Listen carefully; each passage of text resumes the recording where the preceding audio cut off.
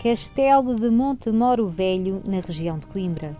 Foi palco de um alegado fenómeno paranormal que até hoje não tem qualquer tipo de explicação.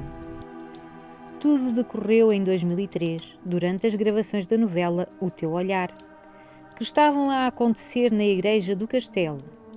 Subitamente, todos os aparelhos elétricos deixaram de funcionar.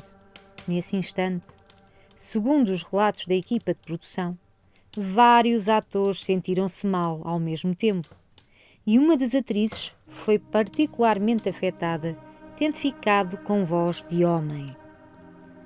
Vomitou também sangue e terão sido necessárias várias pessoas para a segurar. Seguiram-se momentos de aflição e pânico entre a equipe e foi chamado ao local um padre, o pároco de Montemoro Velho. A título de curiosidade, refira-se que foi nesta igreja, Santa Maria de Alsáceva, que em meados do século XIV, Dom Afonso IV reuniu com os seus conselheiros e decidiu executar Inês de Castro. Bem, depois disto, digam-me vocês, será que tem alguma coisa a ver?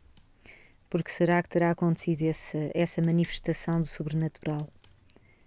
Será verdade? Deixem nos comentários a vossa opinião e obrigada por assistirem. Até à próxima.